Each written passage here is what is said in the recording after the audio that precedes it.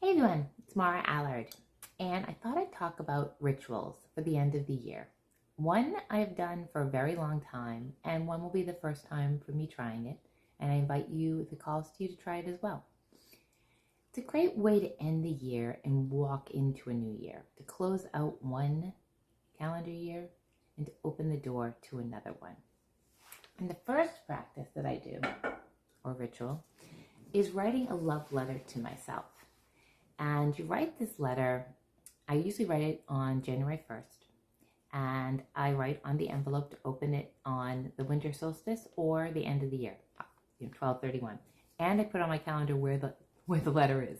So if you're really good at remembering, great, but if you just throw it in a desk drawer and you're going to forget about it, put it on your calendar. And I used to actually physically mail it to myself. I don't do that anymore, but you might like that practice as well. After you write this letter, mail it, physically mail it to yourself if that feels like something you want to do to cement that practice in. But what are you writing in this letter? You're writing a very tender letter to yourself as if you would write it to a child. And I usually, for myself, thank myself for getting through the last year. What did the year teach me? What gifts did it give me? Even if it was an extremely hard year, what did you learn? And you made it. You're here. You got to the end of the year. Give yourself grace for that. Thank yourself. It's hard to see progress some years. Some years we feel like we've leaped and bounded and made great progress. And other years we're like, dear God, how did I even get to the end of this year? If it was one of those years, just thank yourself for the grace of getting there. Thank you for making it to the end of the year. Thank you for, letting yourself fall apart if you had to fall apart. And just honor this as a tender thank you for the year, whether it was a great year, it was an okay year, or it was a year riddled with really challenging things.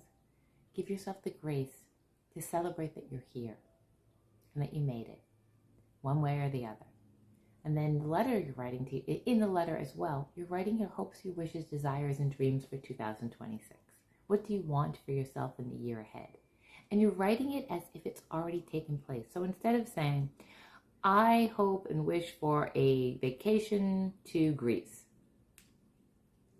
No, you're going to write, I'm thankful for my time spent laying on the white sand overlooking the blue ocean in Greece.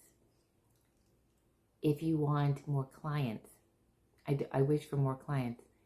I am thankful for my abundant client list that I now have. If you want more money from your business, not I want more money. I am thankful for, or I appreciate X amount of money in my business checking account from all of the great sales I've had. I'm overjoyed. I'm happy. Whatever. It's as if it's in the present. You want to talk to yourself in the present tense, not the wishful, I really hope. No, you want to show the universe that you believe it. Now, at the end of the year when you read this letter, not everything may have come true. Everything might have come true. And I have years where I'm like, whoa, so much happened. And I have years where maybe one thing happened or none of it happened. And I always look at this as, it wasn't the time. It's not my time. I'm protected. It's not ready yet. And when we can look at the world as if what we want and desire is not quite there yet, but and believing it's coming if it's meant to be for us. Some things are just not meant to be for us. They're just not in our cards, no matter how much we want them, no matter how much we want to manifest them. But most things can be manifested if we truly, really believe they're what's best for us. It's really getting honest with what is best for us. I had having a lot of conversations with my son, and we were talking about a job opportunity that sounds very soul-sucking, to put it mildly. But he's looking at the dollar signs and like, well, I could do it for a short term or a short time, make a lot of money. And I'm like, okay, that's okay too, as long as your wife and you are on the same page about what this is going to mean, and you're okay giving away your nights and your weekends and, being on call 24/7, even for a short period of time. Are you okay with that? Because I know He loves to take a daily run or go to the gym. I know he makes all the meals for his wife who works outside of the home and does food shopping. All of that will get disrupted when you're working 24/7. I know, I've done it. And it's an opportunity to say, this may look good, but is it what you want? So when you're writing out your dreams and wishes, is it what you really want or what you think you want? He's thinking he wants all this money and he can sacrifice all of this for a period of time. And it may be the right fit for him. It really might. But I was challenging him to look at it, the whole picture, not just the money. What do you give up of yourself, your life, your relationships, your friendships when you work 24/7? And I know there are people who need to. And I have worked 3 jobs at one time. I have worked 90 hours at one time. There are times and periods we need to do these things, but he's not in that position right now. He actually can be a little picky, and he's really consumed with the money. And I'm like, that's okay if you're all on board with that. But if you're not, if you really, really want to have more personal time and just work a regular 40-hour week, don't take the job. Don't get lulled in by that money will make you happy. And trust me, I have been lulled in by that when I sold real estate and worked 90 hours because I thought that money would make me happy. And in the end, and I know people who follow me have heard this, all I wanted was time. If Amazon could check out time, I've said this over and over again, I would have been checking out time. I wanted more time for myself, for my family, for my friends. But I'm in a different stage of life than my 32-year-old son. So everyone's going to be different. But what my point is when you're writing this letter is, what do you want? Not what you think you want. What do you want? Do you want more peace? These wishes could be for more peace. They could be for a meditation practice. They could be for getting more in touch with your intuition. It could be strengthening a relationship or letting go of a relationship. These are all wishes too, and dreams. Now, the second practice is new to me this year, and I'm going to be doing this, and I will remind you when the time comes in case you want to do it alongside with me. It's a pagan tradition. It's called the 13 Magical Nights.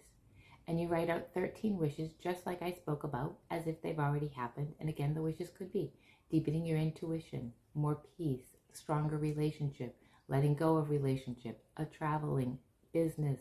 It doesn't matter. What is true to you and what you desire for the new year, you write it on a slip of paper, and then you fold it up. 13 separate wishes.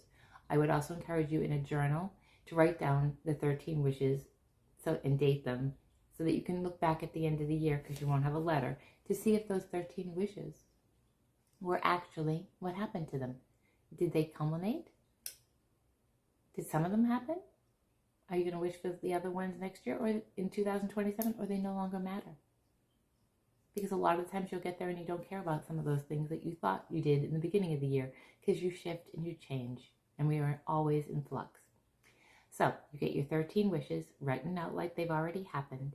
Fold each one, and then starting on the solstice, winter solstice on the 21st, you burn one wish a night, not looking at it.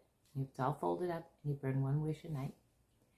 And then on the 13th night, which is January 1st, you open the 13th wish. That is your wish to fulfill. The other 12 will be taken care of by the universe, the creator, magical elves, and the 13th wish is yours. And that is your wish to fulfill to yourself in 2026. I love this practice. I'm excited to try it. It sounds right up something I want to do. I love that it's a magical night. I can, I set the theme. You set your space, a quiet space, a cup of tea, candle, and burn one wish each night for 12 nights. And on the 13th night, you keep that last wish and you open it and read it, and that's yours. Let me know which one calls to you. A letter to yourself, or burning a wish for 12 nights and keeping the last one. I'm going to do both this year, and to see how I feel about each of them energetically, and then I'll let you know after the new year which one felt more me this year. But I'm going to do both because I want to try and see which one is resonating more with me. They're very similar, But I'm kind of liking the idea of burning a wish this year. Have a great day. I'll see you soon.